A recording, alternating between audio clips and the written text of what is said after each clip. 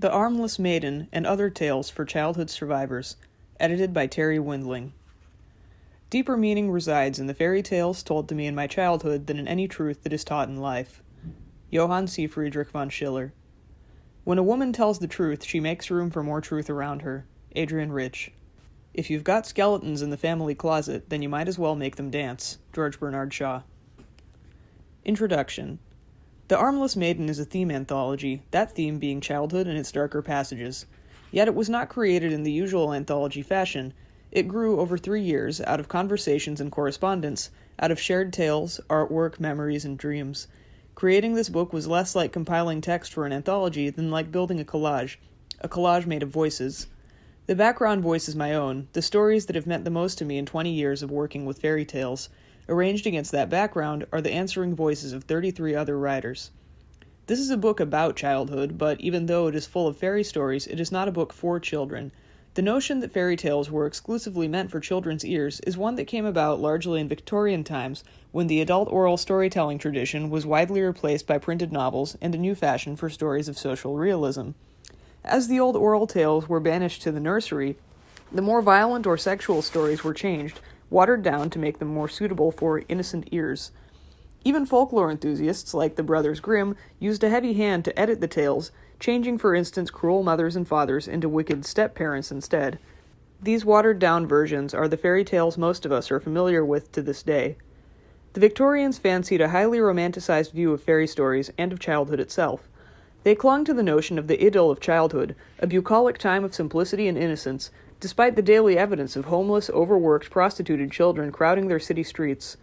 Today, while we still hold the ideal of childhood as a time of joy, play, growth, and exploration, we know all too well that for many, many children this is hardly the case. In America, we have the highest proportional statistics of malnourished, undermedicated, undereducated children of any industrialized nation. Our statistics of child fatality are a disgrace. Child abuse and the concurrent problem of violent domestic abuse, aptly redefined by U.S. Attorney General Janet Reno as terrorism in the home, has entered public consciousness as a societal dilemma of numbing proportions. We're a society that has not made our nation's children a priority. We worship money instead, depending on it to build and secure our future, forgetting in the process that our children, all children, are the future of this country. Bookstores' shelves are full of advice books for the more literate adult survivors of childhood violence and molestation. But we can only hope that someday there will be an equal number of books devoted to promoting political and societal changes that will attack the problem by putting a stop to the abuse of children, rather than by funneling those children into self-help groups years later when they reach adulthood. In this current flood of attention to the subject, we do well to remember that less than a decade ago, all these self-help books on the topic didn't exist, nor did the growing resources for both children and adults. The silence, denial, and tacit acceptance that has allowed child abuse to go on behind closed doors for so many centuries is a silence we must still beware of today. Our initial shock as the proportions of the current problem are exposed can easily change to boredom as the topic becomes yesterday's news in our media-saturated lives. Questionable use of memory retrieval therapy techniques and overzealous abuse investigations have taken on aspects of witch hunt hysteria, leading attention away from the immediate problem: the children who are arriving in hospital emergency rooms across the country every day, and the greater number of less visibly damaged children who will never get even that amount of help. While some of the wilder claims from the fringes of the adult survivors movement may cause many people to believe the scope of the problem has been much overblown, the truth is in the evidence faced by physicians, police officers, and public prosecutors in their daily work, forcing us to confront a painful reality that we are still loath to admit. Adults are capable of hurting children. They do it, and they do it often. This is a reality that was not ignored or glossed over in the old traditional tales. Here we are not limited to a Brady Bunch version of family life. Here are mothers capable of handing their daughters poisoned apples, fathers capable of selling them for bags of gold. Here are heroes armed with nothing but their wits, and heroines who do not wait passively for rescue, as the watered-down versions would have us believe, but who use their courage and intelligence in order to survive. And yes, in general, they do survive. But what's important about these stories, from the point of view of any of us who have gone through the deep dark woods in childhood ourselves, is not the expectation of ending happily ever after. Rather, it's the way that ending is achieved, through the process of transformation. It is all too easy to get lost in that wood, stuck in the mindset of victimization. These stories urge us to pass on through, to toss off the spells and the donkey skins, to pick up the sword, the stone, the ring, to transform ourselves and our lives with the old-fashioned strengths of goodness, persistence, and action. The fairy tale journey, as various writers have pointed out, from psychologists Carl Jung and Alice Miller to mythologist Joseph Campbell, can be seen as a metaphor for the therapeutic journey into the depths of the soul, or one's journey from birth until death. The fairy tale journey reminds us, and teaches children, to beware of the dangers along the way. It reminds us the terrain can be rocky underfoot as we pass through those lands of childhood. Even those with the brightest passage through those lands are likely to remember a dark valley or two. Children can be cruel to other children, even lethal, as the recent rise of inner-city murders can attest, and adults can be downright treacherous. If we wish to see clearly, understand fully, the whole spectrum of life going on around us, we must not cling to the Victorian, sweetly romanticized version of childhood, or of old fairy tales. While we are doing so, we must no longer pretend that only a few aberrant, wild-eyed adults hurt children.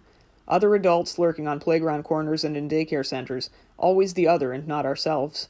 We must stop focusing on sensationalistic tabloid stories of serial killers and satanic rings, and notice instead the perfectly nice, secretly troubled people next door, whose child flinches when you touch her arm, and whom you hear crying herself to sleep every night. It disturbs me that recent attention to the subject of child abuse largely focuses on self-help, usually years after the fact, without a concurrent commitment to societal help, societal change, and a concerted political effort to address the root causes of the problem, to make violence against children, sexual or otherwise, completely unacceptable. It is time to make our children a vital political concern. We must ensure that the children of our wealthy nation do not live in conditions that would shock the third world, that all children, rich and poor alike, have access to health care, education, and a safe bed to sleep in at night. Children are not property. They need legal rights of their own, and the societal support to enforce those rights. We must acknowledge the simple, difficult fact that currently our homes are danger zones for too many of our young people. Let's face that fact, not so that we can get bogged down with blame and breastbeating cries of victimization. Let's face it so we can change it. All acts of political change must begin with an act of imagination. I want to reimagine this country as a place in which no child is left hungry, sick, or cringing alone in terror. Impossible? But I'm a fantasist. I believe in the impossible. I believe in the strength of the imagination, clear sight, persistence, and a steadfast heart. These are the attributes of the heroes and heroines of the old fairy tales, the magical virtues with which they transformed themselves and their perilous worlds. The fairy tales in this book are both dark and bright, with pain and anger, wonder and hope. They are new tales spun from the threads of the old. Through the metaphoric language of fantasy, they look into the darkest shadows of the night, yet find by night's end the silver glimmer of dawn. The works contained herein have been woven together to form a journey in themselves, and while it is the usual anthology reader's practice to read stories in a random order, I hope you will encounter letting this book lead you on a path from start to finish, into the woods and out again. I remain grateful to the authors who have contributed the tales, essays, poems, and reminiscences in the following pages, as well as to the publishers who allowed reprinted work to be included. Many of them are well-known writers, yet there are also a few who are new to the printed page. Some write with the painful urgency that comes from working with personal childhood memories. Others who do not come from troubled backgrounds themselves write with concern for what has happened to relatives or friends, or to children in society at large. Readers of this book may be interested to know that most of the authors contributing to the volume have given up payment for their stories to agencies offering shelter, counseling, and medical care to abused children. A portion of the money you paid to buy the Armless Maiden will aid the work of an organization in Tucson, Arizona for troubled families and children at risk. The Armless Maiden is dedicated to those children, and to the adults who used to be those children, and to the French fairy tale artist Adrienne Segur, illustrator of the Golden Book of Fairy Tales, who, although I've never met her, was my own bright fairy godmother. Terri Windling, The Endicott Studio, Tucson and Devon, UK.